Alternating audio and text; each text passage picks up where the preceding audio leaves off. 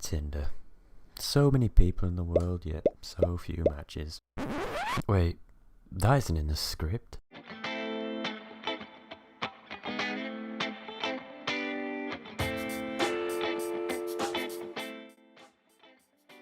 So in case you didn't realise, we're going to be doing something completely original and pretend to be a woman on Tinder. So the first thing we're going to need is a convincing profile. And by convincing, I just mean a profile. I'm thinking for the bio, let's be as basic as possible. We have to get Love Island in there, that's a must. We've got to use phrases like, don't at me, and let's immediately try singling people out, see how far that gets us. Let's get a generic job title in there, and I think that should do the trick. I'm not even joking, the profile has been live for about 20 seconds, and look at that. Wow. I actually was thinking we might need a couple of hours for this, but I think I've just changed my mind. Like, if this clip here doesn't make you feel worthless as a man, then nothing will.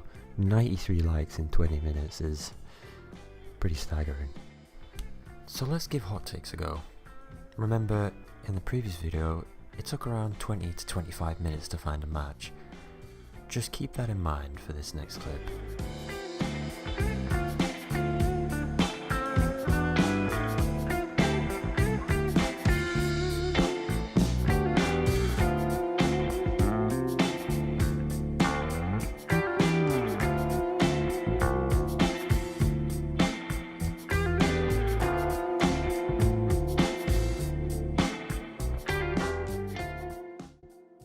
Wow, so I did even get to the first question, or at least I didn't get to the second question, and we have a match. That is what we are dealing with here, people. Let's see whether we even have a reply. Okay. If you wanted evidence that Tinder is not designed for men, this is it right here. Compare that to the previous video. This took nearly half an hour to find a match. We found a match within 10 seconds. Here we go, immediately calling out the stress of the timer, so he wants to move into the real conversation. This is basically trolling at this point, which is not what I want to do, because I guarantee that this guy has been searching for just so long.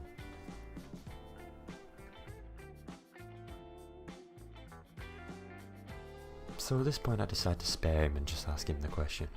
And you could have guessed, he says it's ridiculous.